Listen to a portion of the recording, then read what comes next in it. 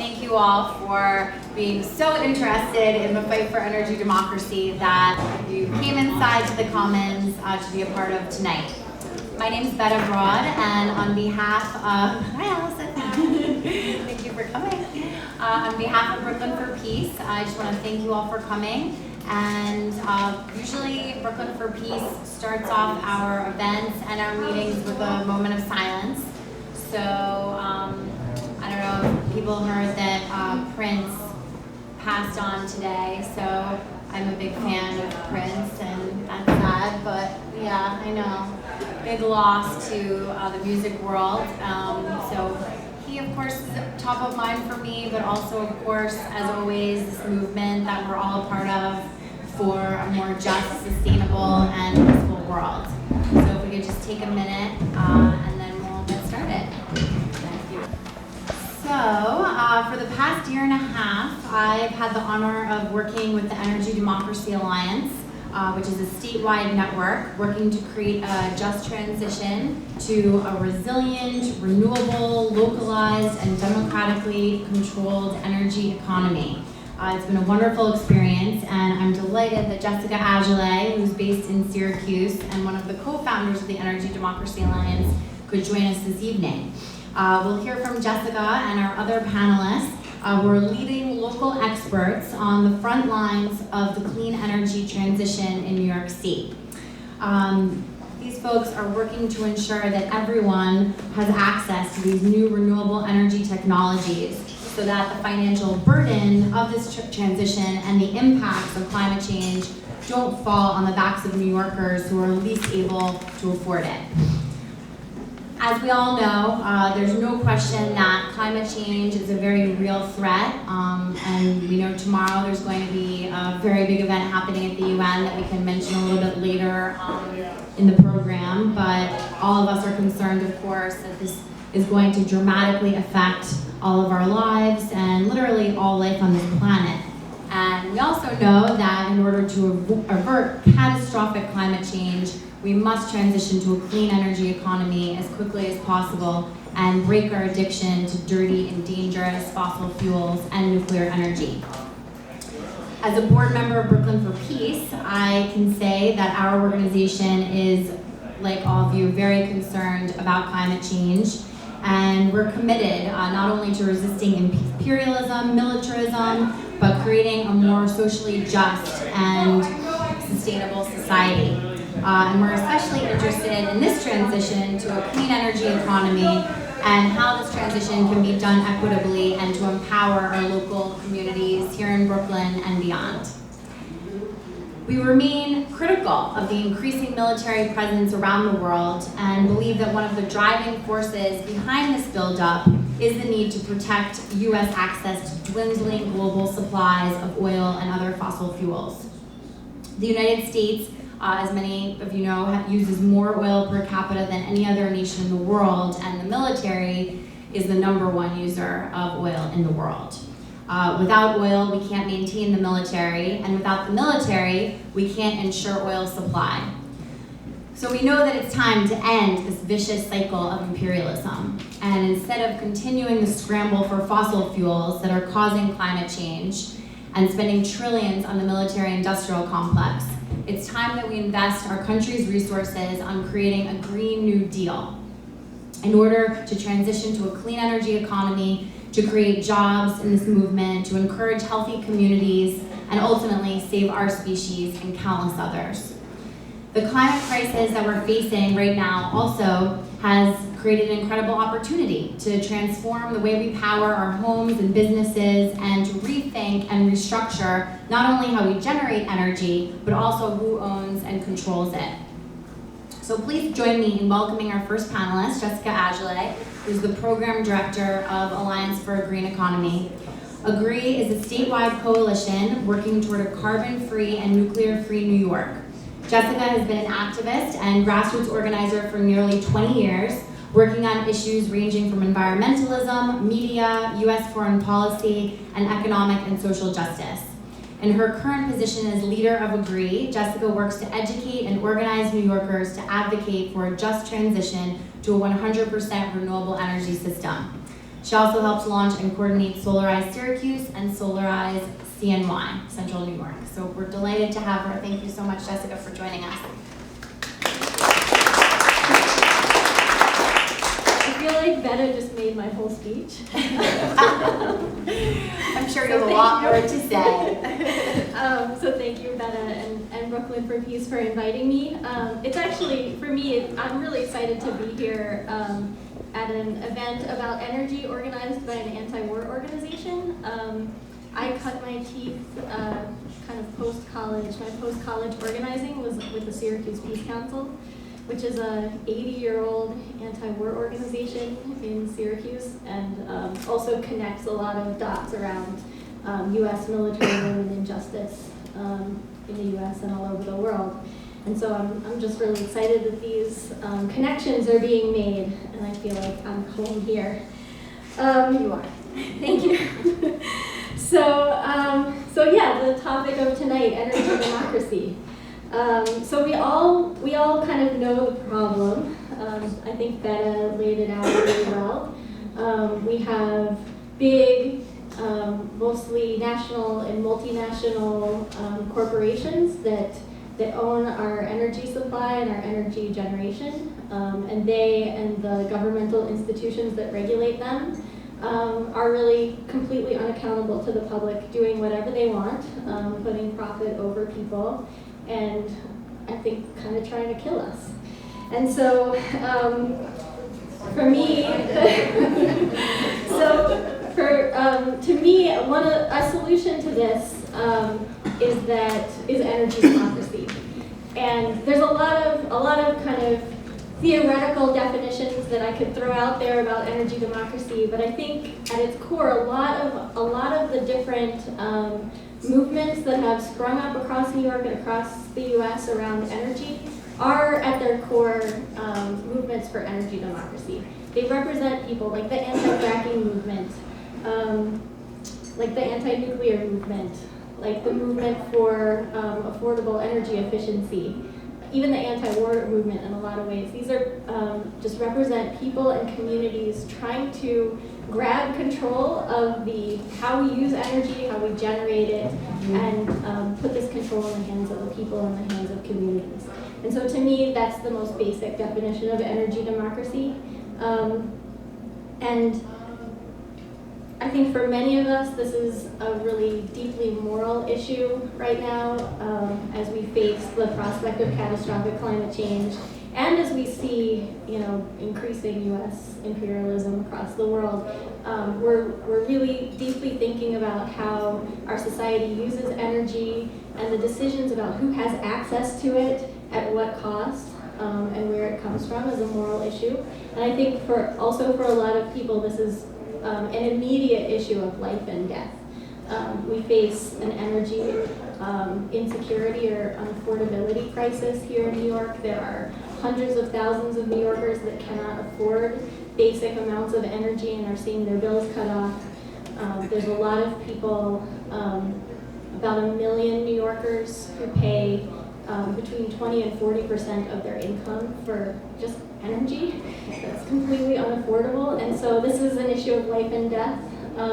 For them, it's an issue of life and death when we talk about, U.S. wars for energy, etc. So I think that this is a good time for us to be talking about how do we get control of this system as individuals and communities and turn this ship around. So my organization, Alliance for a Green Economy, we come out of the anti-nuclear movement in upstate New York. We have 4 nuclear reactors up there that have been around for decades. People have been fighting them for decades, and there was a little bit of a lapse in the anti-nuclear movement in upstate New York. I'm sure that was the case in a lot of parts of the country. But then there was a proposed new nuclear reactor in Oswego, New York, about 5 years ago, and groups came together to oppose that reactor.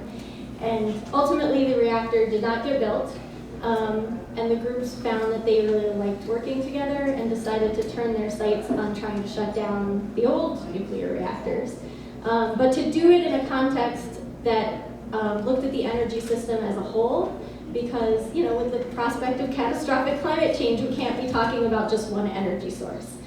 We have to be thinking about how do we make this transition away from all dirty and dangerous fuels and get ourselves to 100% renewable energy. So we've been doing this work, we're going on 5 years old, and one of our latest coalitions that we've been involved in and helped to found is the New York Energy Democracy Alliance, which Betta mentioned. And I'm personally really excited about this alliance. It's a statewide alliance. We were founded in sort of the middle of 2014, and we are a bunch of groups working on a lot of different issues. We have kind of more sort of straight up environmental organizations. We have local sort of sustainability organizations. We have groups working around affordable housing and energy efficiency and the role that energy plays in affordable housing. We have groups that fight utilities over rate hikes. We have groups promoting solar. We have groups fighting the bad stuff like fracking and coal and nukes. So it's a coalition of a lot of groups that come at this energy question and the energy democracy question from a lot of different places. It's primarily community-based and grassroots organizations, a lot of smaller organizations that are coming together, trying to kind of unify and build our collective power to fight for control of the energy system. And the way that we're doing that is first fighting for control of the process of how energy decisions get made. So a lot of our energy decisions in New York right now are made by the Public Service Commission. It's a state agency that regulates the utility companies. Unlike a lot of other states, where the legislature makes a lot of decisions around energy, New York legislature isn't making a lot of decisions around energy these days. It's the Public Service Commission who sort of answers to Governor Cuomo, and they're undertaking a massive overhaul of energy policy right now. So the Energy Democracy Alliance has been really focused on that overhaul, which is called Reforming the Energy Vision. And we've been fighting to force public hearings, to open up the process so that it's accessible to individuals and community groups. The Public Service Commission process is pretty technical and legalistic and pretty unattainable to the regular person, but we're working to try to translate their documents into plain language and to get people engaged in the process. And then we're working together to figure out what is it that we all share that we need in our communities and then fight for those reforms. So just briefly, I'll tell you a little bit about the piece of the Reforming the Energy Vision that is kind of going on right this minute. It's called the Clean Energy Standard. It's a Public Service Commission proceeding, and it's the culmination in a lot of ways of the fight around renewable energy that's been going on for over a decade in the state. The state has had a renewable portfolio standard since 2004, which had a goal of getting 30% renewable energy by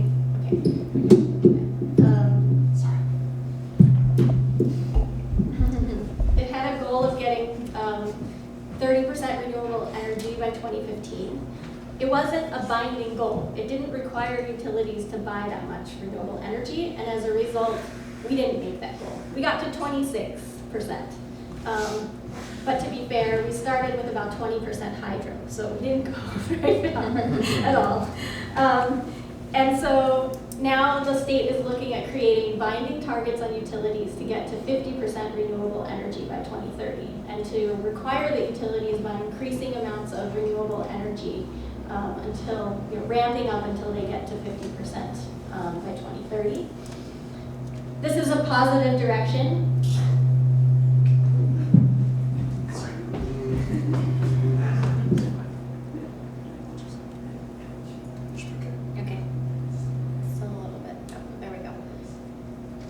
Positive direction for the state. I think a lot of people would like to see the state move a lot more aggressively. A negative direction that the state is taking at the same time is that they also are going to, or they're proposing to require that utilities buy a certain amount of their power from nuclear energy. So our nuclear reactors in upstate New York, the ones I mentioned before, a lot of them are losing money and have become severely unprofitable and are on the path to closure unless the state steps in and subsidizes them. So within this clean energy standard proceeding, the proposal that's on the table is to provide ratepayers, so consumer subsidies from our pockets, and anyone who pays a utility bill would be subsidizing these reactors, and utilities would be required to buy power from them at above market cost to keep them open. So we are organizing around this. There is a public comment period open right now, and there are public hearings coming up all over the state, and we're encouraging people to come out and say yes to renewable energy and push the state to really get it going, and to say no to the nuclear subsidies. A couple of other things that people are calling for in the Clean Energy Standard is a commitment to offshore wind, because so many of us understand that that is a huge piece of how we get to that 100% renewable energy. We want the state to commit to large-scale offshore wind. We're also calling for energy efficiency mandates. At the same time that utilities have to meet renewable energy goals, they should also be required to meet goals around energy efficiency. We're calling for energy affordability as part of this process, because we don't want this to be done on the backs of low-income people. We want everyone to pay kind of a progressive rate share of how we're getting to this transition. And we are also calling for the state to prioritize local ownership of the energy system, because we want to see, as we move toward this renewable energy system, we'd really like to see that renewable energy system end up in the hands of local people, local businesses, and communities, so that we're not in a position where we have huge multinational corporations controlling our energy supply anymore. So with that, I will end and pass it on to the next person. Thank you, Jessica.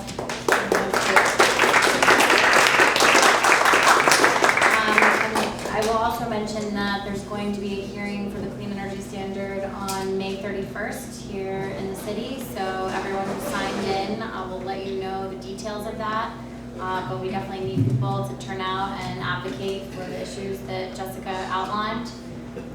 So we're going to go in a different order, but since you're sitting right there, Lawrence, I think we'll just go right down the line. And bring things from the kind of bigger policy view to the more focused community project level. Lawrence Orsini is the founder of LO3 Energy, an energy and technology-centric company that builds tools and develops projects to accelerate the proliferation of the emerging distributed energy and computation economy. Maybe you can explain what the computation economy is for those of us who don't know. His experience spans the energy field, from managing relationships with Fortune 100 utility and corporate clients to development of utility policy and regulatory frameworks. Prior to LO3 Energy, Lawrence was the director of new products for Clear Results and the strategic lead responsible for development, piloting, and deployment of new utility service offerings, focusing on energy efficiency, microgrid, and loan management for commercial, industrial, and residential market sectors.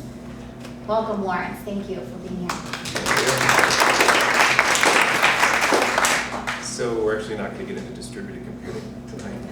We'll talk about microgrids. Later. Yeah, maybe later. We'll talk about transactive grid, which is something that should be of great interest. Or lift it up. Is that better, Martha? Okay. So let's start with Brooklyn Microgrid. So Brooklyn Microgrid is a development corp that's putting together a microgrid in the Park Slope and Gowanus communities, just around the block here. So the Brooklyn Microgrid is meant to be a community microgrid. At the stage where we have about 150, close to 150 sites that are interested in participating in the microgrid, about 200 residents that have put their hands up and said they want to be part of the microgrid as well. We're going through the engineering process right now. Lawrence, I need to stop you, but can you explain for folks who don't know what a microgrid is? Oh, sure. Thank you. So a microgrid is a utility grid inside of a utility grid. So when Hurricane Sandy came through and knocked out the utility grid in significant parts of the state, if you take a look at there are a couple of really good shots of Manhattan. Most of the lower end of the island was dark, except for one little section right around Battery Island City. Battery Park, right? That stayed up because it had its own generation, and it could separate from the utility grid that was around it, so that the electricity it was producing didn't leak out into the rest of the, try and supply the rest of the tip of the island. So these microgrids we're working on are meant to help put resiliency into communities. So if there is another grid event, if there's another storm, if there's a heat wave that causes blackouts, then these microgrids can separate from the utility grid, physically separate the wires that connect them to the utility grid and run on their own power. So this provides a method for delivering services to the community, like we're tiering the levels of participation in the microgrid so that hospitals, police stations, fire departments, some of the critical services stay up and running for sure. And then moving into some of the ancillary services as well, grocery stores, gas stations, things that we need to sort of keep our lives moving along as well. So you can't do that with the entire community because that is a lot of load and there just isn't enough room in the city to actually site enough generation to run that. So you have to choose the right places to put the assets that are needed to run the microgrid itself and produce the generation. So there are two clusters we're looking at right now. One of them is centered around the Transit Authority's substation along the raised F&G line, and the other is centered around the NYCHA facilities, the Gowanus House, Warren Street, and the Wyckoff facilities, and then houses that are around those as well. So through the process, we've had really good engagement with, everybody in the community, really, from the Brooklyn Borough President's office, Brad Lander's office, as well as all of the city agencies. They've all been really eager to participate. So it's been a really interesting process just to see how this community really gets engaged in this thing.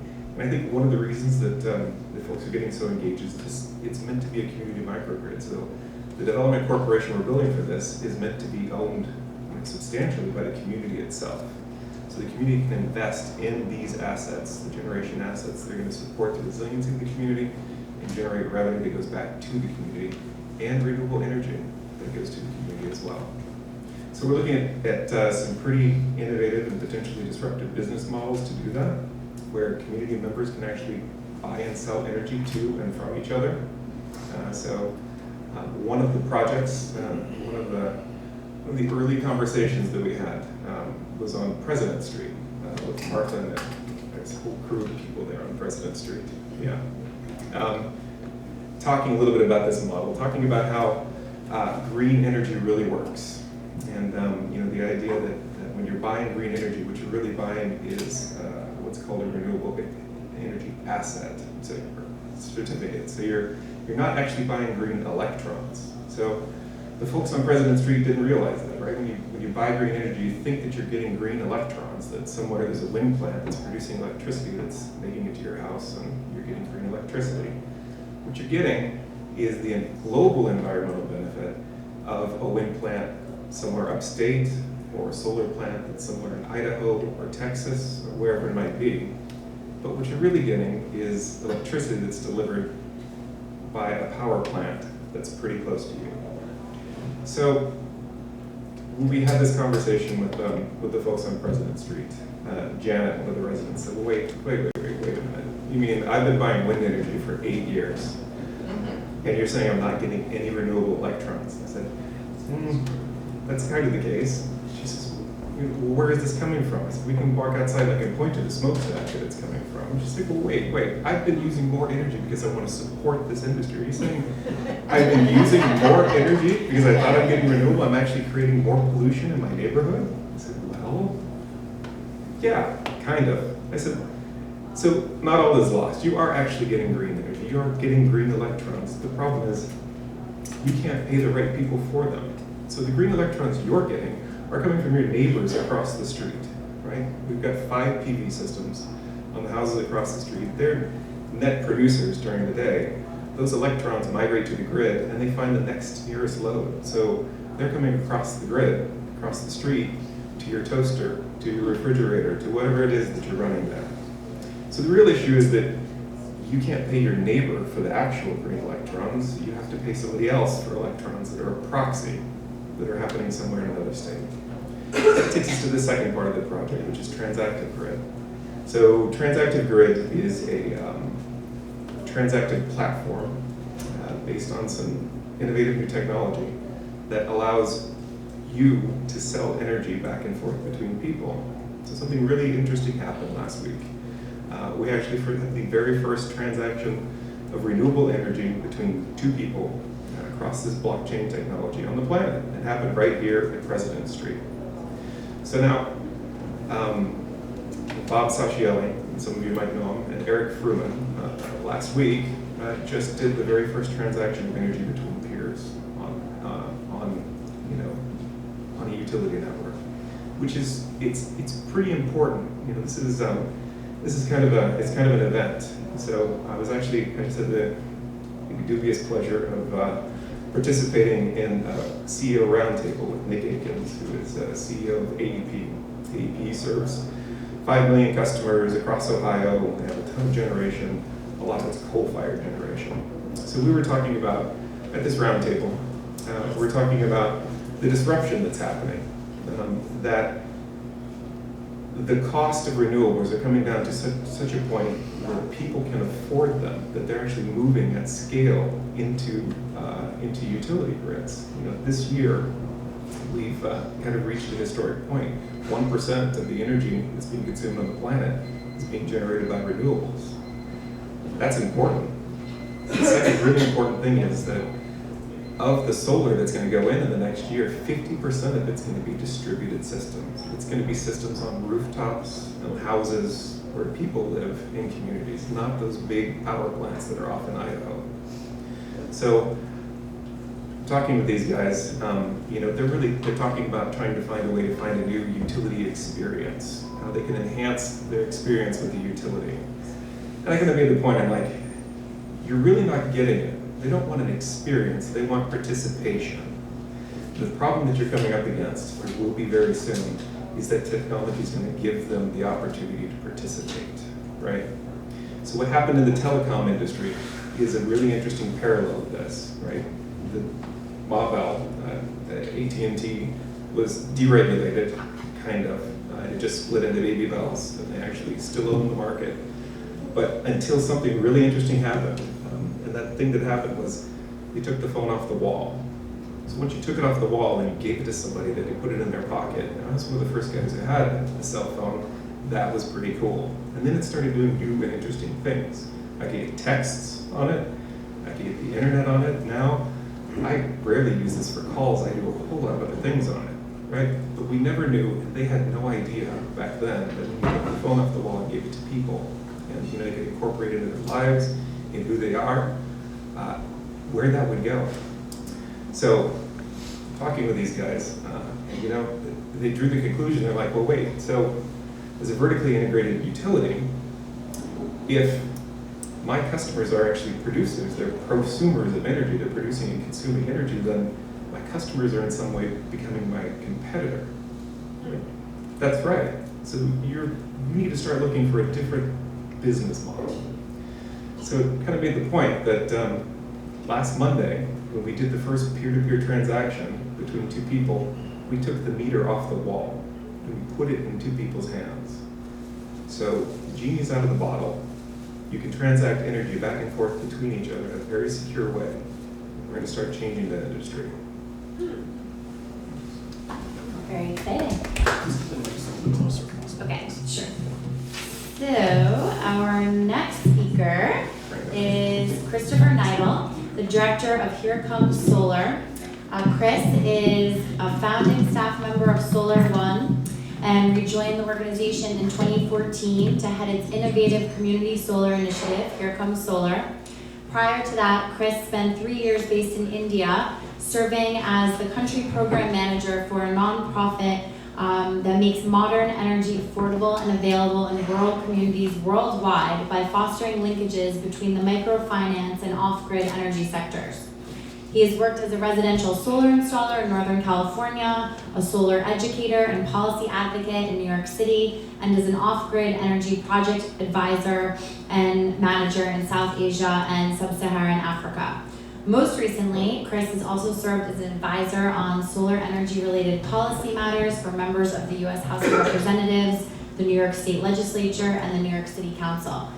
We're delighted that you could join us, Chris. Thank you. Great, thank you very much. Yeah, pleasure to be here. I'll be relatively quick. I kind of wanted to pick up on the theme, I guess, of energy democracy. I will talk a little bit about our program at the very end because it's very much focused here in Brooklyn. But I think I'm happy that I actually followed Lawrence, because when we think of energy democracy and when we think of distributed generation, that's a term it's usually an infrastructure term. It's energy generation that's not happening at a central power plant, but it's happening in little pieces close to the areas where people use them. Let me actually back up a second here. And who here remembers Marshall McLuhan? Anybody? He's kind of a guy that everybody's sort of forgotten about. He was a big influence for me. My mother gave me understanding media when I was a kid, and hurt my brain, but it made an indelible impression. And it was an important idea he had as a thinker, where with new technologies, we have no reference points for what their potential really is. So we understand them almost by looking through a rearview mirror, right? You think you're going forward and you're looking at that technology, but you're really using old reference points to understand it. And I think distributed generation and solar in particular is finally being freed from us looking about it in the rearview mirror, because we're discovering what its really disruptive potential is. For many years, we looked at it in terms, our reference point was centralized power plants. So we looked at it in terms of the detriments that it has. It's not always on, it's too expensive, it's little, it's cute. It was sort of the idea of it. What we're happening to see now, though, is what the really disruptive thing about solar is that and this is kind of a form of democracy, is it's creative. It has a latent creativity to it. And that's not only that you can decide to go buy it and put it on your roof, but that people like Lawrence and legions of other people can grab onto it, change it, and make something new out of it. And just think about how different that is from the prevailing paradigm that we have here of centralized generation. Large, giant, capital-intensive power plants, highly regulated. How do you participate in those beyond being a consumer? Maybe you protest the location of one. Maybe you're an investor in one of these publicly traded. But they're these very static technologies that very few people can put their fingerprints on and make any change. Distributed technology, again, which we often just think about in terms of, well, here's some electrons coming from here, here, here, here. What's truly radical about distributed, what's truly democratic about distributed generation is that you can touch it and you can grab it as a consumer or as an entrepreneur. And what I think is really, really interesting, it's not a coincidence that Lawrence's company is called Brooklyn Microgrid and not Cleveland Microgrid, okay? We have an interesting situation here in New York City, is that we have an underlyingly amazing potential for solar because we pay really high electricity rates, we live through sand, we have political and cultural characteristics that predispose us to adopting things early.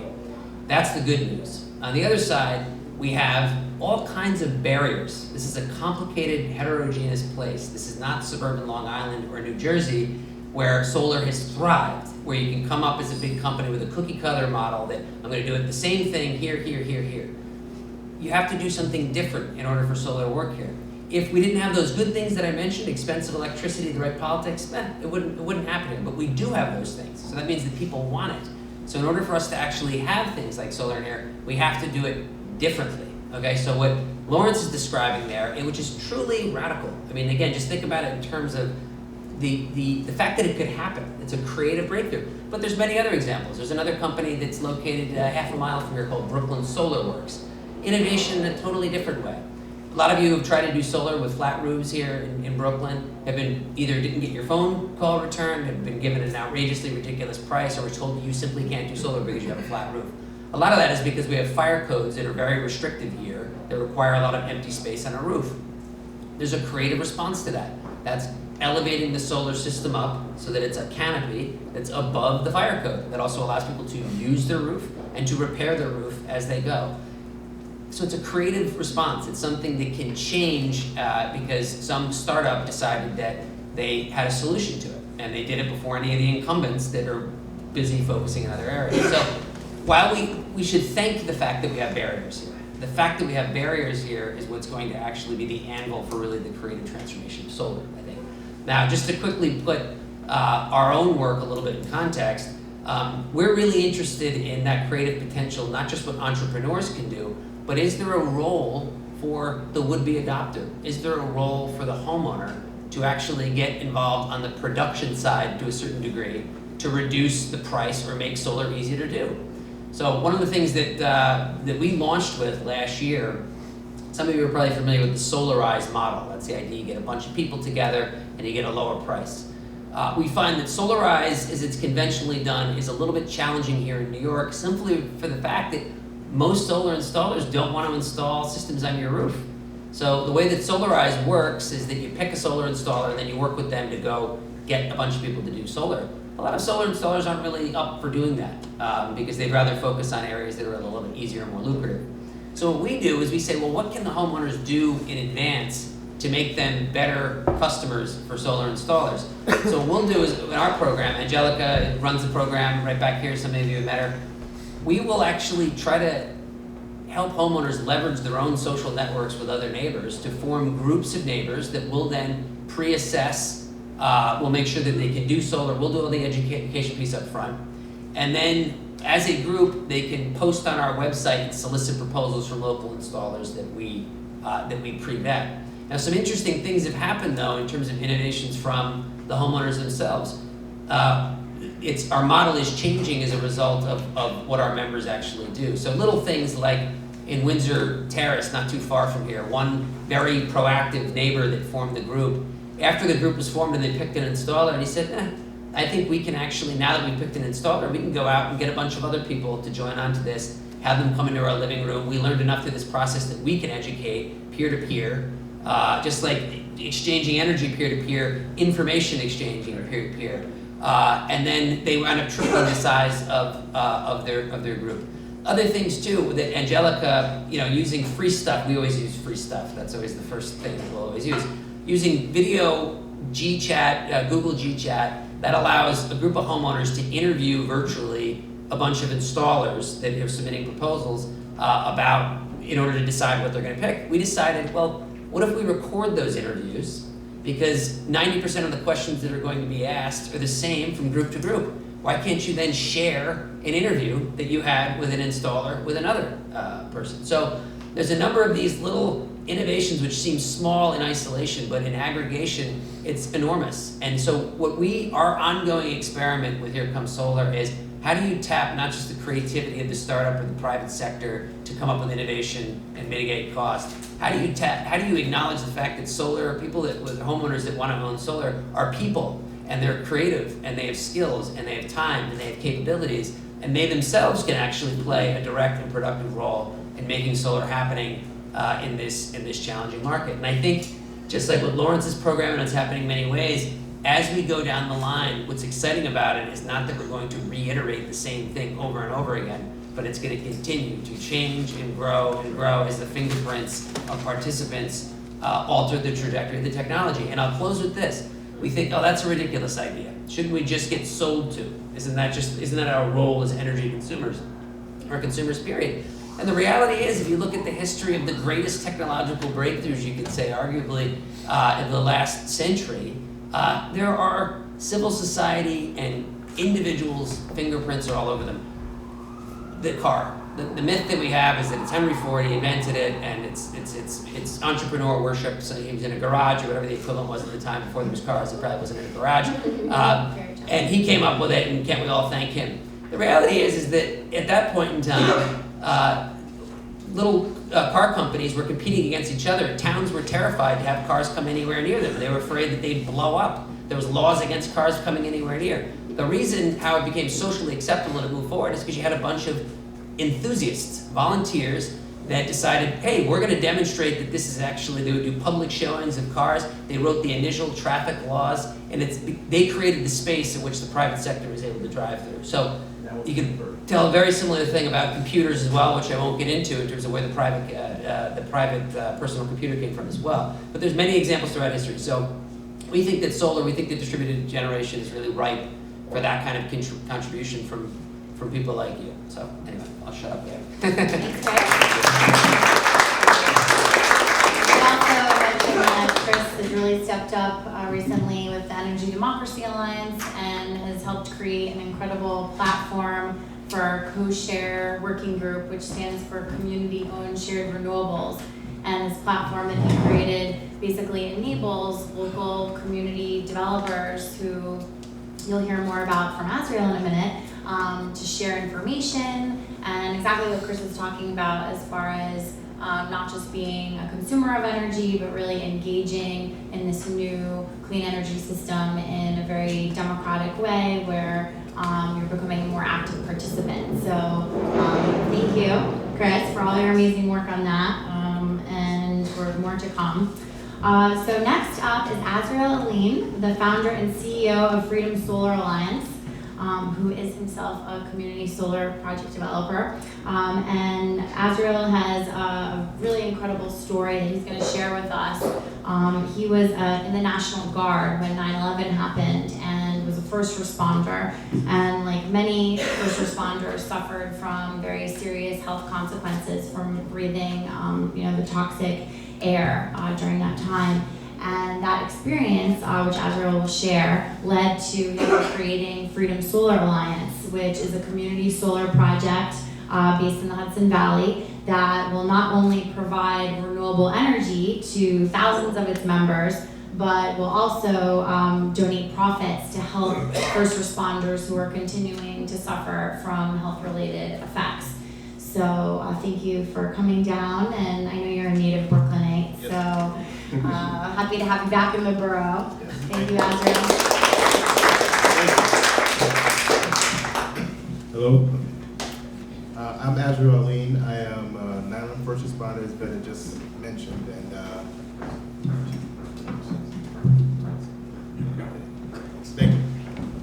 And what drove me to solar was at a young age, my father used to make me read Popular Mechanics. So in Popular Mechanics, you've had all the greatest inventions, whether it was shocks for cars or elevators, airplanes, or what I found, a solar panel. So this was like 1979, 1980. I was about 5 years old. I ran down the stairs and I said, Dad, look at this great invention that I found in this magazine that you made me read. It's a solar panel. Why don't we buy sets and sets of these and put them on the roof, and we can sell the energy to our neighbors? So that's my very first experience with solar. And End of your time. yeah. And then I'll fast forward. My father was a master electrician for the MTA. He was in charge of the whole electrical system for the MTA. He was the head signal inspector. And I grew up with electricity all my life. My father always said, he's from Brooklyn, he said, there is 3 things people need in life: food, water, and shelter. And then there's a 4th, electricity, because people need that to see in the dark. And so that gave me a basis of understanding about life and what our real needs are. So in this economy that we have, there are a group, I would say the 1%ers, that own 99% of the energy. And the opportunity that has just come about in the last couple of months from people fighting like ourselves to make a difference in the utility sector has brought on a huge change. So as Chris had mentioned before, there's a community distributed generation, and with that, it allows people to start creating their own energy. So I don't know how many of you are familiar with WNYC? Okay, so it's 2008, and I just had my 4th surgery after 9/11, and I was bedridden for about 9.5 months. And all I would do was listen to WNYC and watch C-SPAN and I see all the trials and tribulations that are going on in the world. And I'm saying to myself, what are we gonna do? You know, we just had the Great Depression, and people losing their jobs, losing their homes, and there's no way out. And so they were talking about sequestration, which didn't happen until a year and a half later. But at that point, there was a famous economist that was on WNYC, and he made a statement. The statement that he made changed my life. He stated that every single economy is based on the consumption of energy. So to me, a light bulb went off. That meant that we all work to purchase energy, whether it's food, electricity, gas, whatever resource it is. And the one thing we don't do is we do not produce any energy. So that's how they keep us indebted in society. So for me, after 9/11, I became disabled, right? My biggest bills were my electric bill. You know, I stopped driving a car because I was against what happened at 9/11 and the wars over the oil in the foreign countries. And I don't know how many of you remember this, but there was solar panels on the White House. Does anyone remember that? Jimmy Carter. Yes, Jimmy Carter, correct. And Reagan came in and removed them. Right. So why? Why did he do that is the question. Why did he remove those panels? So I don't know how many of you know your history, but his vice president was who? Bush. Yes. Bush was his vice president. And Bush family owned the second largest oil reserves in the world. Do you know who was number one? Somebody take a guess. Not Saudi Arabia. Take another guess. Not the Koch. Nope. Iraq. Iraq was the number one producer of oil in the whole entire world. Right. Yes. And when you look at that history of protecting oil and fossil fuels, you'll see that this has been going on for years.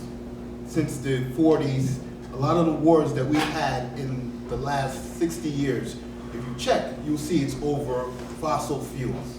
Right? So how do we stop these wars?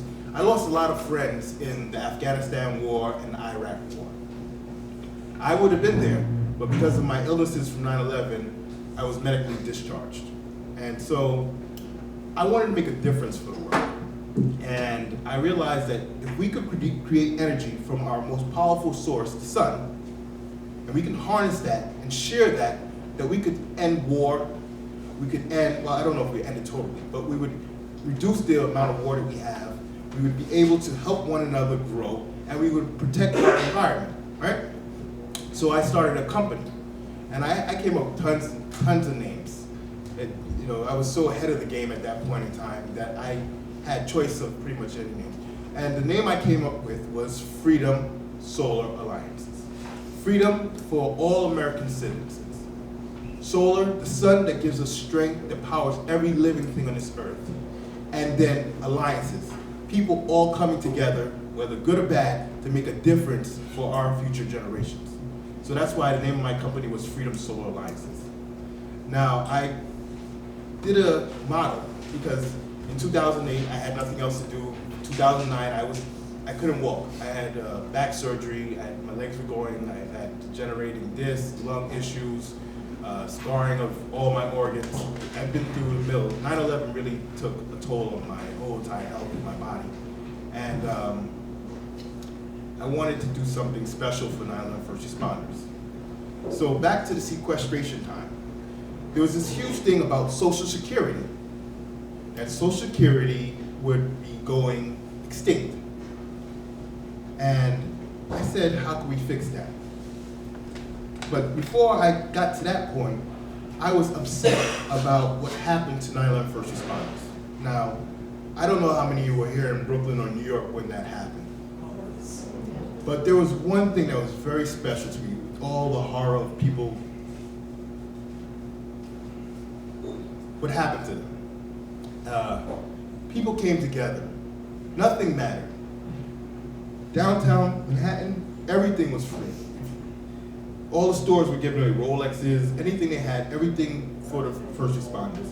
That was the first time I actually saw every single person come together and not care about anything else but helping get through this situation. And so what they did was they set up a special fund. First time in American history with law that they set up a tort reform case. And they made this the prime example for how lawsuits would be handled from then on. They protected the airline companies, they protected the oil companies, they protected the Saudis, the list goes on. They made up one fund for $1 billion. And that $1 billion fund was supposed to go to the 9/11 first responders. What happened with that fund was $600 million of that money went to lawyers and attorneys, and $400 million went to the responders. Right. So when I finally received any amount of money from that fund, I decided to take half of it and give back to 9/11 first responders. If they had taken $350 million, they could have built a 150 megawatt system. So in 2001, Walmart invested in this company called First Solar. And First Solar built a solar power plant in India in a very cloudy area, and it was projected this solar farm would bring in $6 billion in 5 years. And I said to myself, if they had just taken 25% of that $1 billion that was supposed to be for 9/11 first responders and built a renewable energy farm and sold energy, every single 9/11 first responder would have been taken care of, properly, not what they did to us.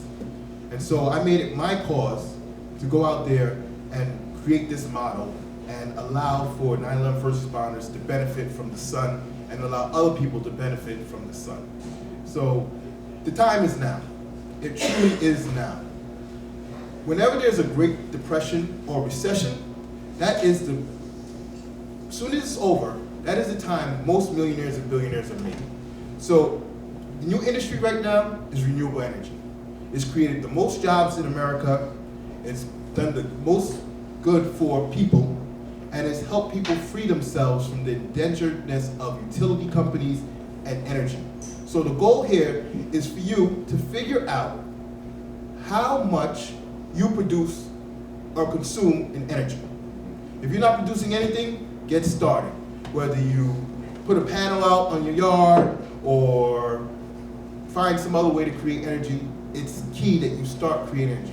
At the time that you create more energy than you consume is when you reach financial freedom. That's what true financial freedom is.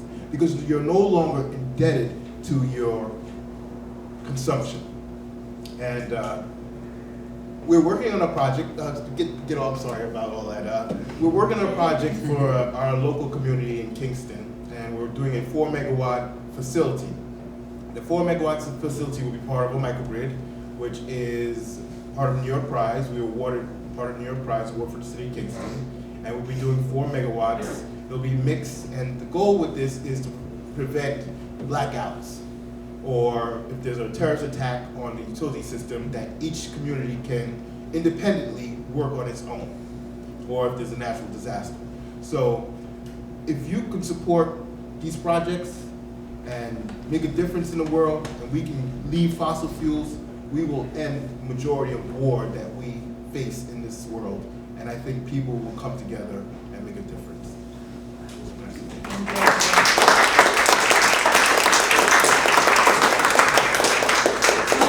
And I feel so grateful that I now get to work with you on this project.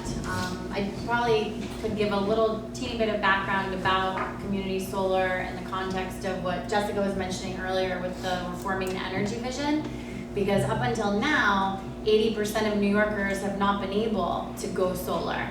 So most of us living in multifamily buildings, renters, maybe you have too much shade, maybe you have lousy credit, right? There's a million different reasons why you can't just put solar on your roof. So with this reforming the energy vision that Governor Cuomo initiated that the PSC is carrying out, the Public Service Commission, as of this past summer, there's new enabling so that Azriel is able to get his community solar project off the ground. And so developers are able to create these very large solar projects, and then people who are renters, multifamily, building owners, etc., will be able to buy into the system. And what's really exciting is when the community can own part of the system or own the system entirely, and then the energy dollars stay in the community, and it's really a win-win. So anyway, we're excited about Azriel's project, and I'm sure you all have a lot of questions. So I think now we will, first we want Martha to come up and say, do you want to, Martha? Say a few words about supporting Brooklyn for Peace and some other events that are coming up.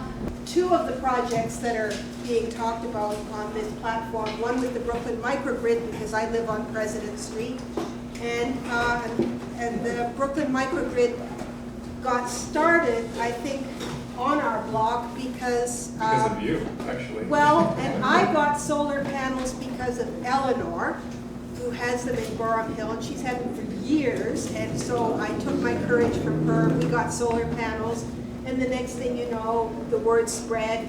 Eric got them, Mike and Monica got them, and so forth and so on. Martha, So do you want to use the mic?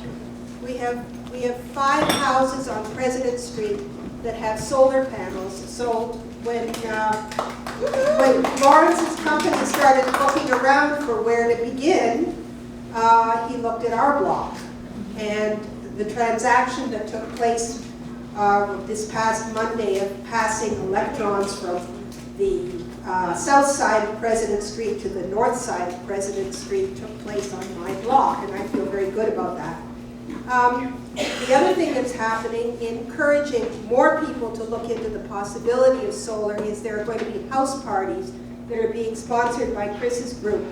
And one of them is going to take place at our house. If anybody wants to come and look at our solar panels on May 8th, you can take one of these flyers and get in touch with Chris's group and sign up for a house party to come and investigate solar directly. While we're passing the can, I don't know if we've passed it already before we go to the Q&A. I just want to make sure that people are aware that on the 9th of May, Brooklyn for Peace is doing another panel that is not directly related, but is very central to the issues of Brooklyn for Peace and of energy democracy, and that is the rise of the right, with Chip Burlett and Bill Fletcher, 2 names that are pretty well known in the movement. And we cannot get energy democracy or an end to war or fight imperialism and all these other important things that people have been talking about unless we are able to confront some of the issues in both the Democratic and the Republican Party and all across the country. And so I encourage people to come on the 9th of May to hear these 2 central speakers. There's also stuff happening tomorrow at City Hall. Tomorrow is Earth Day. And be sure to take one of these flyers as well and get involved in the fight for energy democracy. And I think I'm just going to pass it right back to Beth. Thanks, Martha. But yes, I should have mentioned before, happy early Earth Day. I think it's very apropos that we're all here talking about energy democracy and the renewable energy revolution the night before Earth Day. So the movement continues and grows and changes, and I would love to hear what's on all of your minds. If you have questions for our panelists. Can anybody on the panel explain something I read? It's called Solar Progress Partnership. It has to do with the New York State's utilities and New York State public utility that regulates it. And it's where Central Hudson, Con Edison, and a whole range of utilities around New York State is working with two solar companies at this point, Solar City and SunPower, to help develop communities. Some of the things that you guys said. Can any of you enlighten me and the rest of us about what that's about? we really just found out about it a couple of days ago ourselves. It's kind of an interesting development where you see a very proactive role on the part of Con Edison to promote distributed solar with two leading providers of residential solar installation and finance. I read the press release a couple of days ago. We're trying to figure out exactly what the implications are going to be. It'd be interesting to see if this is some type of response to the larger reforms that are happening. The idea behind REV, which Jessica talked about, is that you're trying to create actual direct incentives for utilities to directly support and promote the adoption of distributed energy. So it certainly has the markings of something that might be flowing that, or maybe something more sinister as a but I don't know. I will say this though, actually, just about Con Edison is that I've been in solar for 12 years in various different places. A big chunk of that has been here in New York, both when we were a backwater and now that we're sort of on the leading edge, I would say, of solar. And I will say that Con Edison's role has changed quite a bit, actually. I would say Con Edison among utilities nationally, I think, is one of the more forward-thinking. It's really trying to figure out how it can make solar work, how it can really be a utility of the 21st century. So when I read those, I actually am encouraged by it. I'm just trying to figure out specifically what the plan is going to be over the next year. But it is a real thing and a new one. I think here and then Okay, I just want to point out, could you hold it, it's very close range, like that's good. Great, okay. Yeah, that works. And likewise, Okay. panelists as well. Could you guys move the mics closer to yourselves? Just one big shift would be I have a few questions. Regarding the upstate nuclear plants, it's my understanding that Cuomo wants to keep them open in order to help the economy up there. And I'm wondering what the strategy is in terms of outreach to the workers at the plant that might be potentially laid off. My other question is, listening as things went down the line, it seemed to get into this sort of consumer capitalist area. And given the scale of the problem, as you laid out better, while that's good, it does also seem pretty incremental. And I'm wondering if maybe what's also going to be called for is more of government taking over these utility companies. And because it strikes me it'd be pretty democratic if people could decide where their energy came from and had public control of the utilities. And it might seem crazy, but we just had a guy running for president as a socialist, and wondering what your folks. Yeah. Well, he just left New York. I guess that's what I mean. Right. And then my last point sort of ties in is community. I believe it's called community choice aggregation. choice aggregation. Maybe someone could talk a little bit about that, and if that's related to the issue I just raised. I'm not too familiar with it, but it sounds pretty encouraging. Thanks. Thank you. Great question. So I'll take a quick crack at some of those.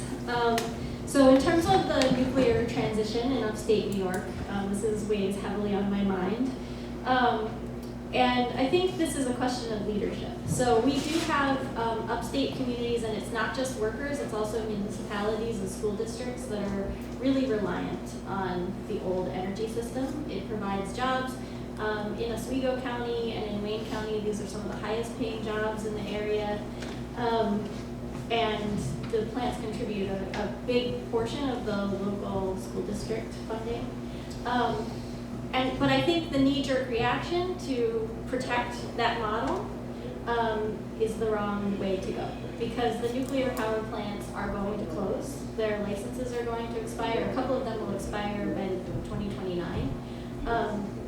They're aging. The potential for an equipment failure, a big expensive one, or God forbid, an actual accident just rises with age.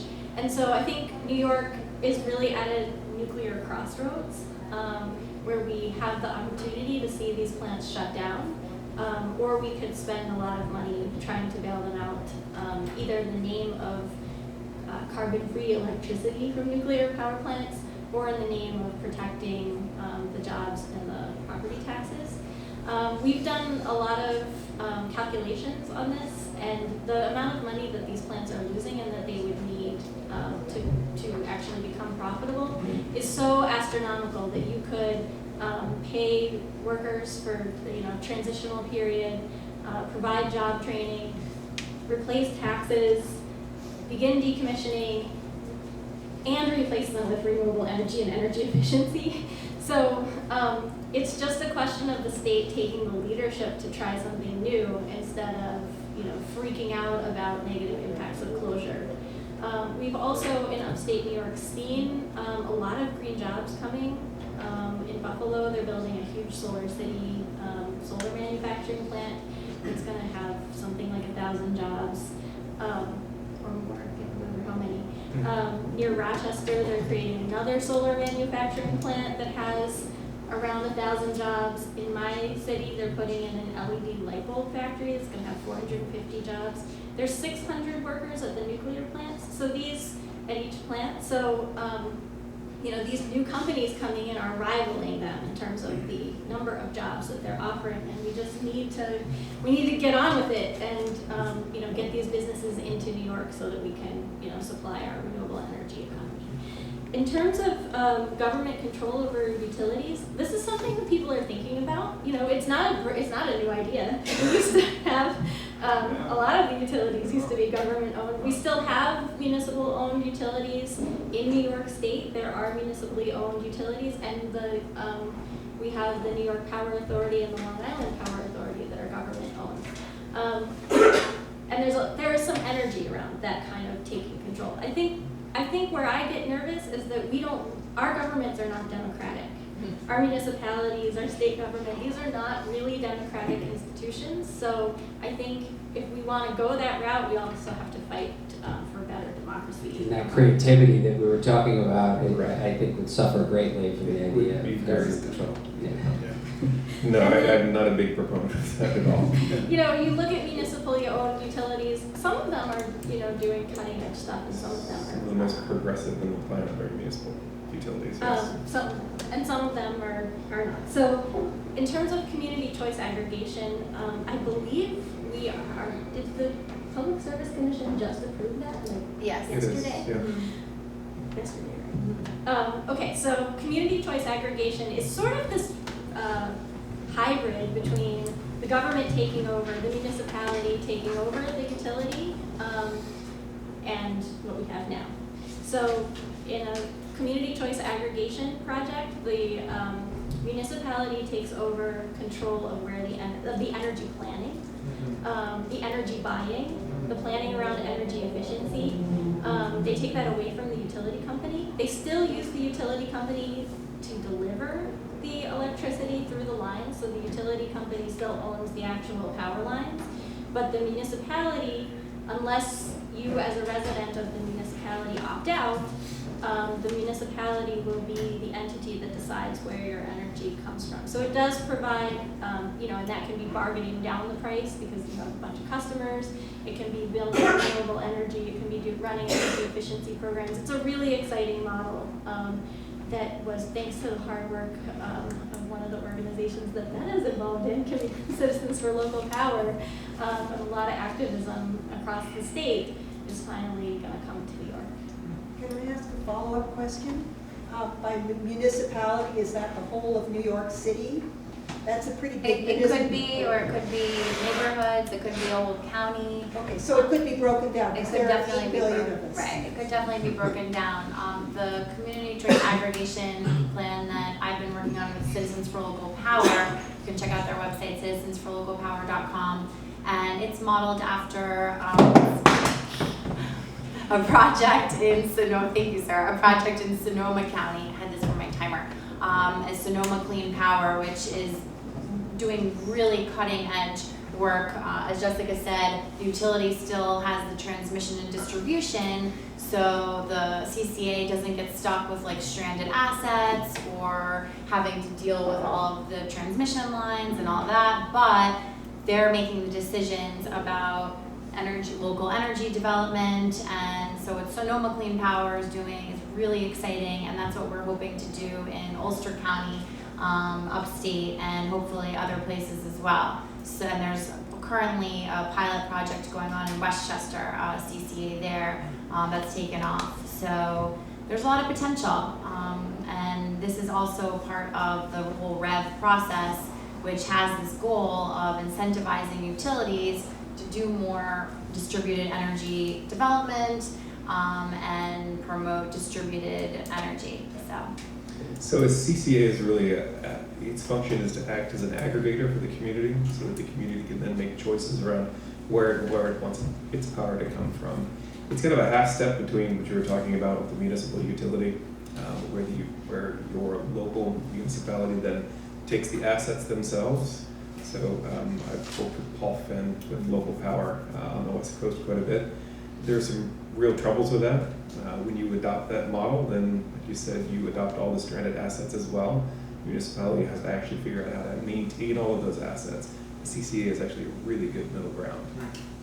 Well, one thing I'd say too, just to your point about the incremental, I think that's one of the paradoxes actually of small energy. That there's this sort of small is very big, and I think that viruses are incremental. And you just had a couple of people here on President. Well, she told me about it. She told me, and that can ultimately really spread in a really dynamic way on the edge that centralized infrastructure can't. So I think that's a really, and so not only can it spread, but it can also mutate and change when it hits different environments, because entrepreneurs can just say, yeah, I'm going to do it a little bit different, So I think it's the smallness of it, the nimbleness of it, and the increasingly cost effectiveness of it that is what's most interesting about it.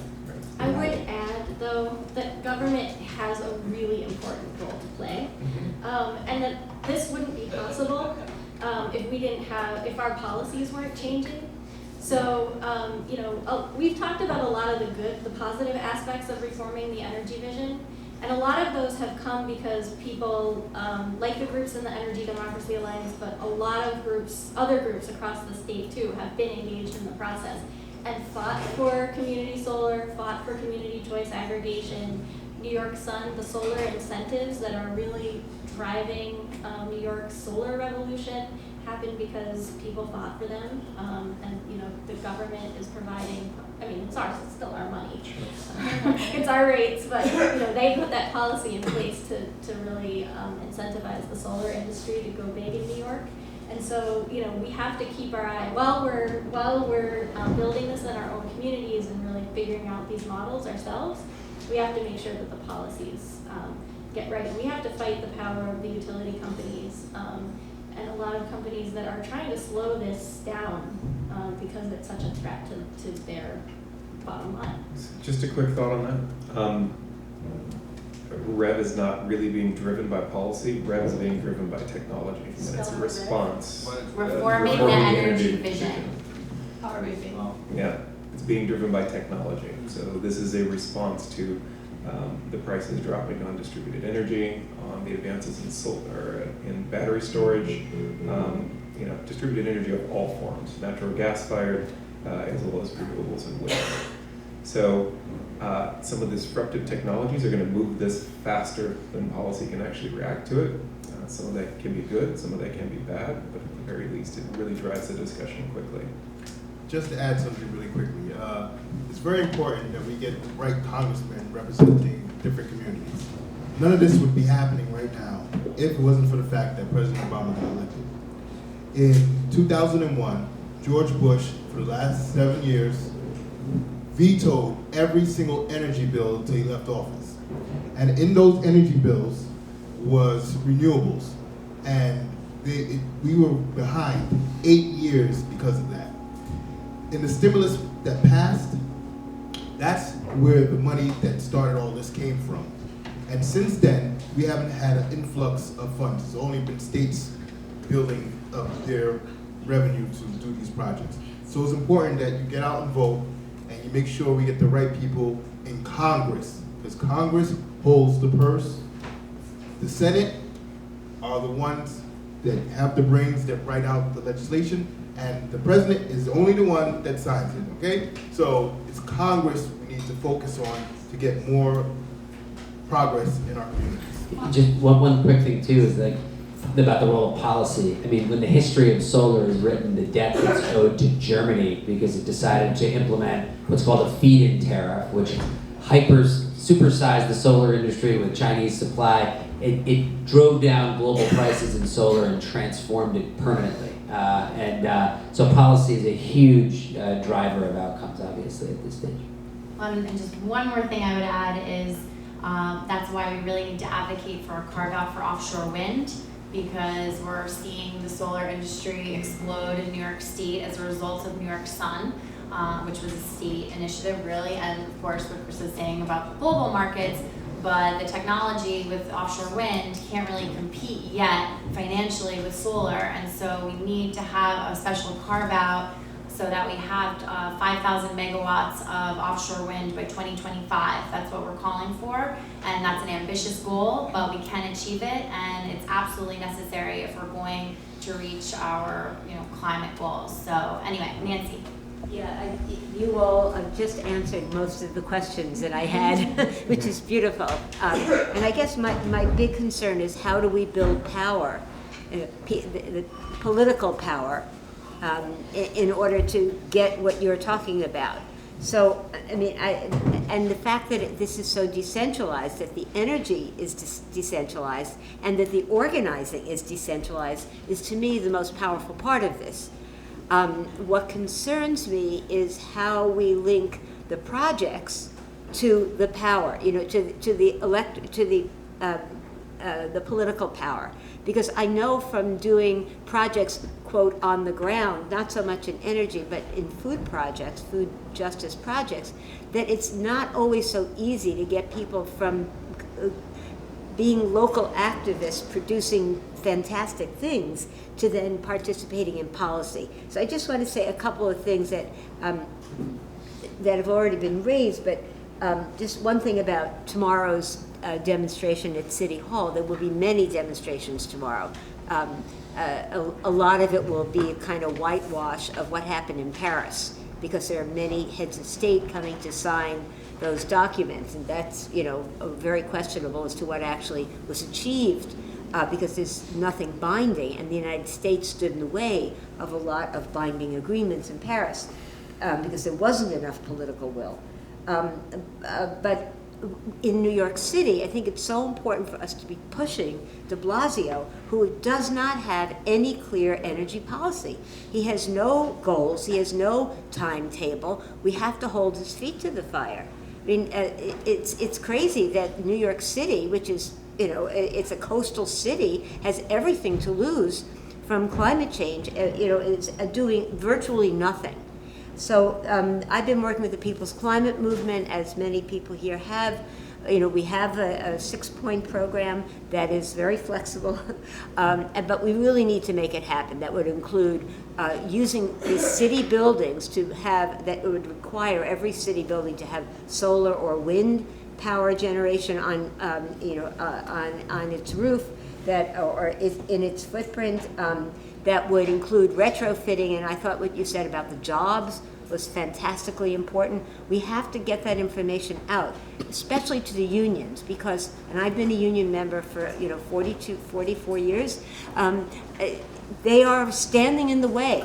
And then the overall AFL-CIO also in solidarity with the unions that some, but the AFL as an institution stands in the way of these policy changes. So I guess I'm wondering what would be the kind of legislation in the state, because that's really what you're talking about mostly, that you think would be game changers and that we should be pushing for in the state. There's this thing, New York Renews, which is mostly it's labor and community. To me, it's weak as hell. It says 100% clean energy by 2050. I mean, by that time we'll be, swimming on Battery City Park. I mean, it just seems crazy to wait so long for such a far off time frame. What would you want us as a clean energy community, as a climate community, to be pushing for in terms of legislation? So I guess that's one question. And the other is, how do you see connecting the people engaged in your projects that are decentralized and applied to the political power generation? So you're going to take a first cut at this? Sure. So first off, the most powerful thing is not policy. The most powerful thing is consumer demand. It's you wanting to see this happen enough that you're willing, to vote with your dollars, right? So there is this sort of underlying mindset that energy needs to be cheaper and cheaper and cheaper. So brown energy needs to be cheaper. Green energy needs to be more expensive. You need to be willing to pay more for that green energy, right? How much is the climate worth, right? If you set a market price for green power that's higher than a market price for brown energy, then companies like these are going to come and fill that gap. They're going to start building jobs, they're going to start building plants, they're going to start creating renewable power. But we have to get out of this mindset that doing it and not paying for it is somehow going to work. That's just not going to work. If we wait for policymakers and legislative bodies to do that, you're right, we're going to be swimming. People need to do that. And the change happens here, not in policy. I think one key thing is with REV, what's unfolding is creating a rate structure for electricity that reflects the value of renewable energy. And that can be very narrowly defined in technical terms, that some distributed generation is good for the grid and you give them a certain amount of money. I think we have a really big opportunity of achieving something almost like a carbon tax, kind of, if you're to integrate carbon into the rate structures so that people who develop renewable energy are going to get paid a higher rate for the electricity that they sell. What do you think about unbundled rate structures, where you're actually taking the rate apart? You're looking at demand, right, which is the price we all need to pay for the wires that are in the ground. We're not going to get away from that. But when you unbundle the rates and you can let renewables compete directly head-to-head with faraway central station plants, then you have to take into account the losses that happen between that plant and where the load is. And then, almost without fail, distributed renewables win every time. Right. Can I just ask about specifically that? Wouldn't a carbon tax help make brown energy more expensive, or at least as expensive as green energy, and then that could help to subsidize green energy? Sure, so brown energy is already more expensive than green energy, right? Well, So- in terms of the cost of the society. No, actually in physical price, the price of solar energy right now is cheaper at utility scale than coal, which was the cheapest form of energy generation before.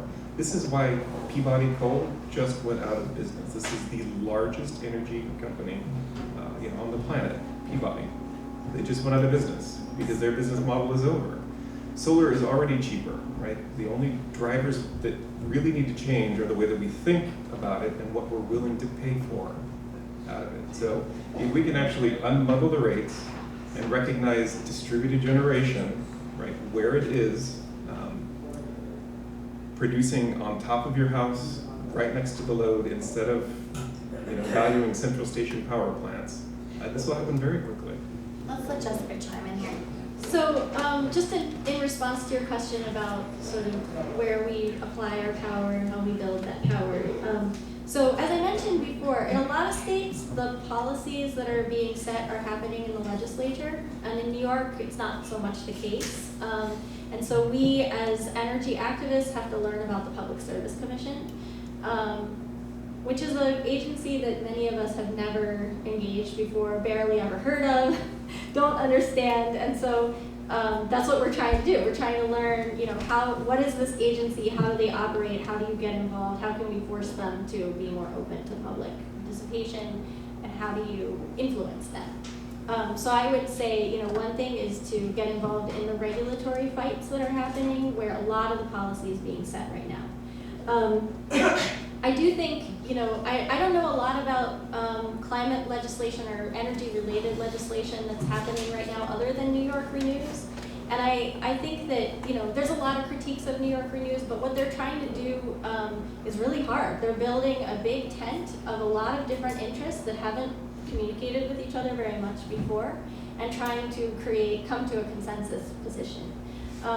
We're a member of the New York Renews Alliance, many of us are, and very supportive of that effort. because it's trying to have that conversation and trying to get the legislature involved. And there are some really good pieces of the proposed bill that they're gonna introduce. So I think we should support it for that reason. And then I think the other thing is, you know, a lot of the stuff that's going on with renewable energy, it seems like it's small scale right now because it's like we just hit 1% and that seems so tiny. That's huge. But, I know, but it seems tiny. It's exponentially growing. Yes. And I think what we lack in terms of really being able to push the policies and build faster is that people, first of all, are scared to death about climate change and kind of emotionally shutting down about it, feel like it's already too late, and this is totally hopeless and we can't do anything, and so they're just like, you know, go live their life. So we have to dispel that hopelessness.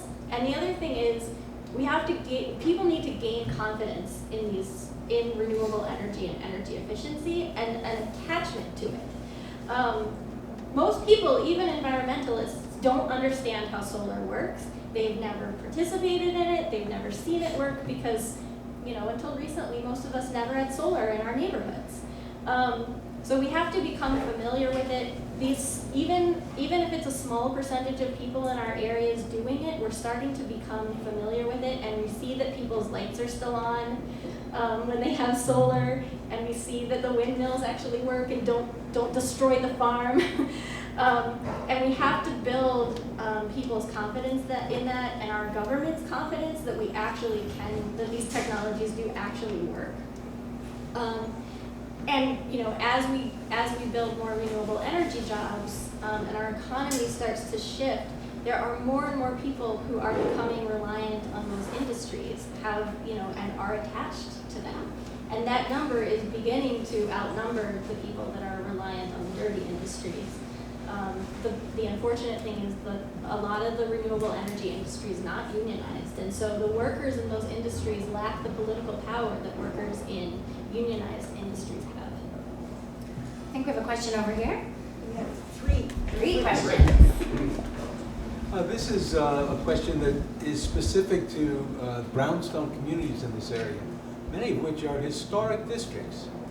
And the sense that most people have is that because they are in a historic district that they can't put solar on their roof because it will be seen either at the street level or that the restrictions by landmarks would be prohibitive to overcome. And certainly you couldn't have the raised panels as a sort of a canopy that you were talking about, or can you?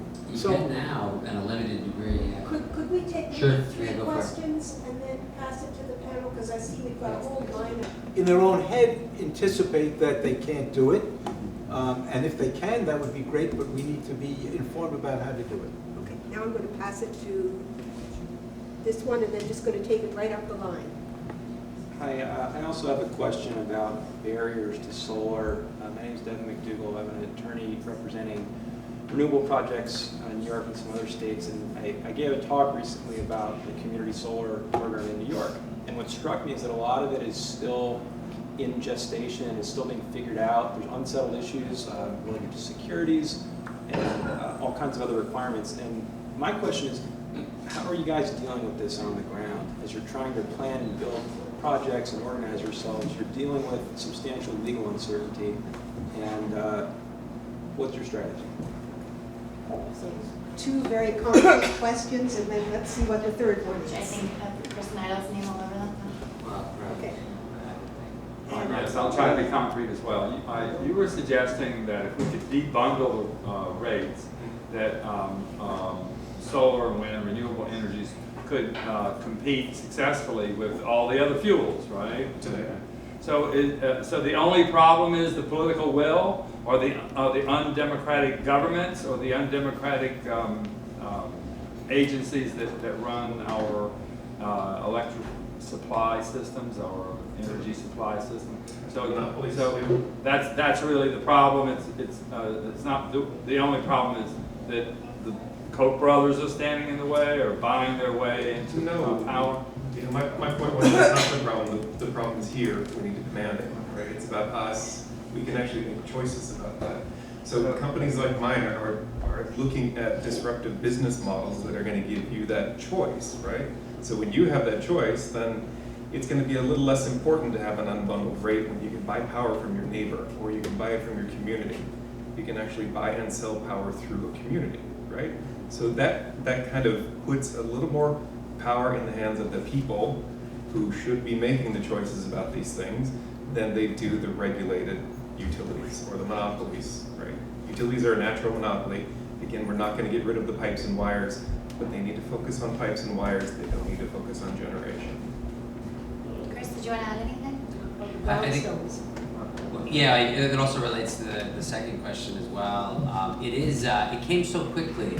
Community solar was something I remember writing about in Solar Today 8 years ago, and it was as though I was describing science fiction. It was like, wouldn't it be amazing? And then it came partially because I think the REV process wanted to deliver something, and I don't know what the backstory of it was. And people were like, yeah. That's it. But then when it comes to actual implementation, it's quite a complicated thing that we're kind of making the road by walking. One of the things that's really key though is the distinction between, we think about community solar as a recipe for a model that is, here's your solar out in the field somewhere, and you're going to get some people to do it. That is one iteration of what virtual net metering can generate. So when we think about it down here in New York City, where there's a scarcity of large spaces, we have a dynamic real estate market where a lot of people aren't really comfortable, even if there was a lot of space, say, well, I want to make, this is a 25-year, do I really want to lock into that here when this we might be rezoned and I can make it into a high-rise?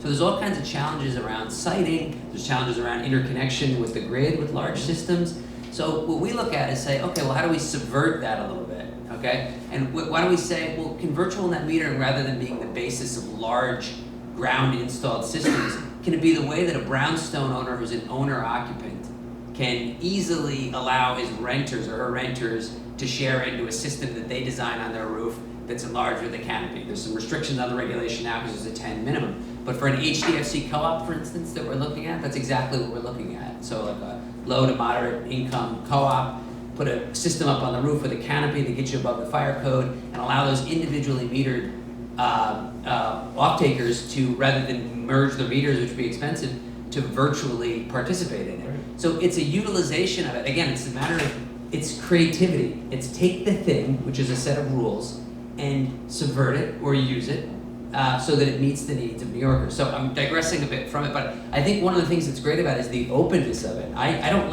wouldn't want them to be prescribing a specific way of doing it. They leave it quite open in terms of who the project sponsors are. There's some caps and some minimums, but there's a lot of play in there, and I think hopefully what you'll see is a whole bunch of things that spin out of that rather than what we've seen in Vermont and Massachusetts.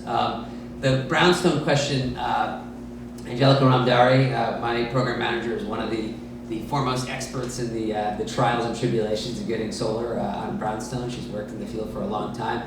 What we are seeing with that, you're right, there's an idea that you can't do solar. In fact, it's at any time, even not just recently, some of the changes, as long as it's not visible, you're not, you have to demonstrate to landmarks that that's the case, but you can actually proceed. So when you have a flat roof, you often can do that. However, what we're also seeing is we're seeing certain community boards, like Community Board 6 recently, that was saying, for us it's more important maybe that people can get solar rather than just preserving the integrity of, just the visibility issues around landmarks. So we had Brooklyn Solar Works was able, with probably a stack of paper about that thick, they were able to get a canopy approved actually through landmarks that was within the landmark area. So you're starting to see partial visibility as well. So I think that that's something that can also change as competing values are there. A place like Park Slope or Community Board 6, there's probably a lot of people that are saying, in the case of solar, I think it's more important that we have solar. Exactly. And that's a matter of political will. That's a matter of something that can actually change quite rapidly.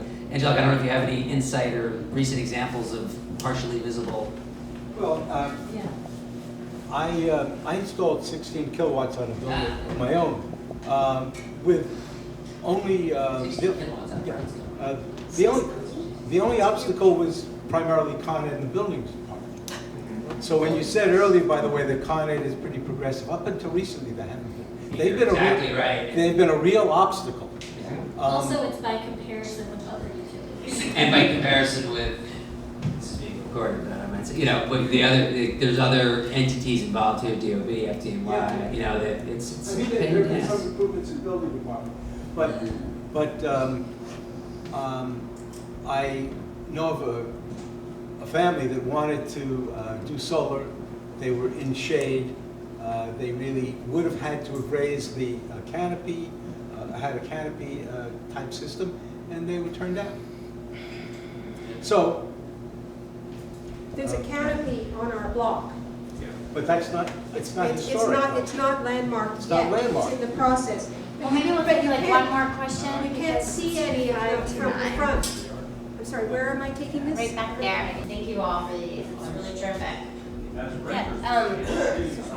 So I had a question that's basically just about what your opinion about renters, how renters can contribute. Granted that all of you work in Brooklyn, and given the state of economics and inequality in our country and city, I sort of wonder, even in terms of the percentage of homeowners versus renters in Brooklyn, I don't know what it is, but I think that in terms of, I as a 34-year-old know 2 people that own a home, and I know a lot of people.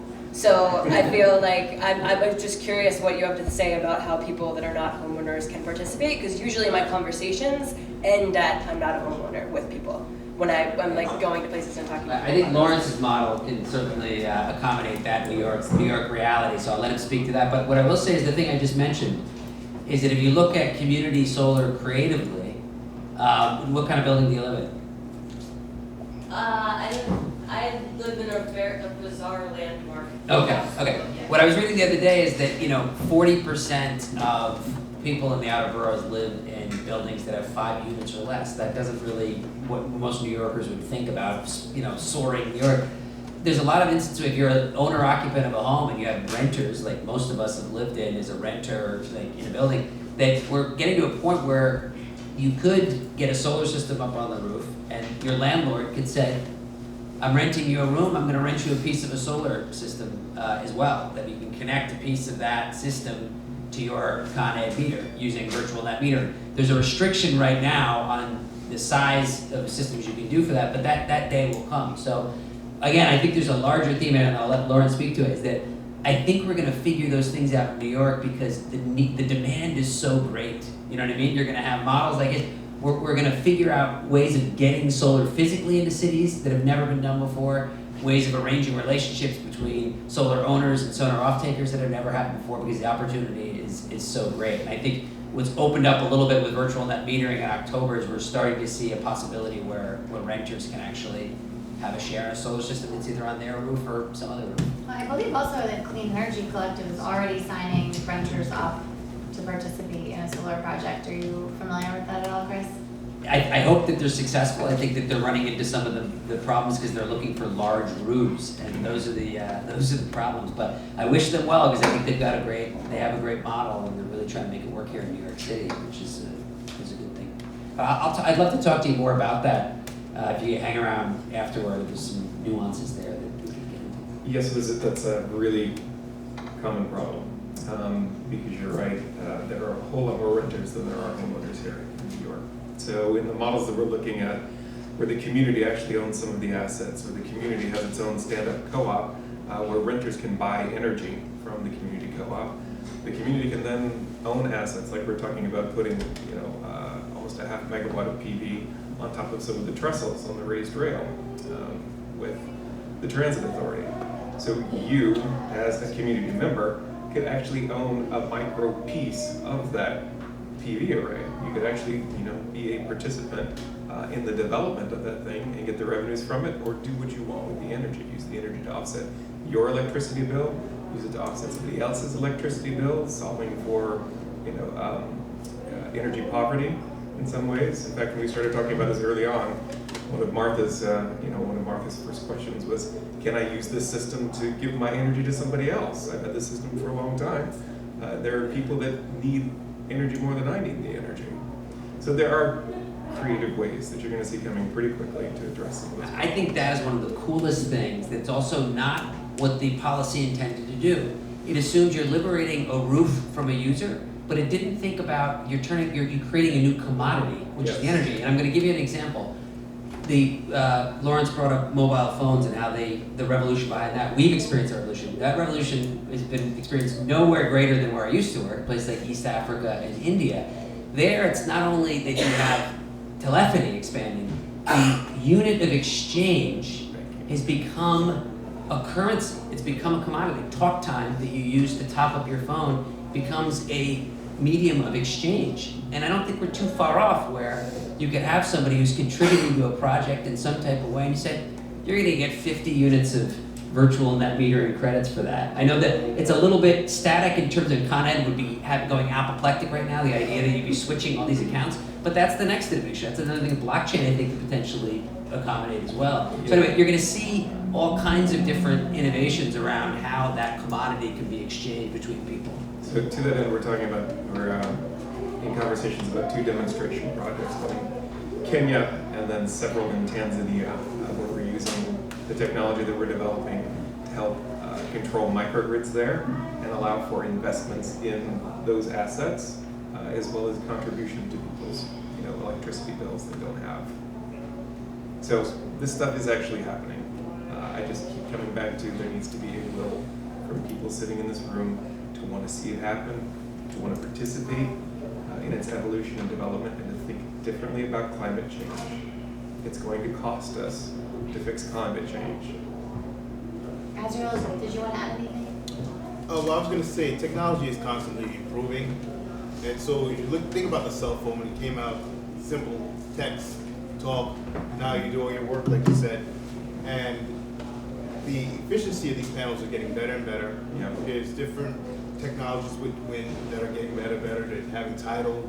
So there's going to be a point where they may be able to stick something out in the middle of the ocean, and it could be a community distributed generation project in which renters can take part of it. Mm-hmm. And Offshore wind. Yeah, offshore wind. Or, as he was saying, there's tons of trains and sanitation sites where they can do projects. So there is open space in which these projects can be done. It's up to getting the city to participate in it. And so that's where you said de Blasio has to step up.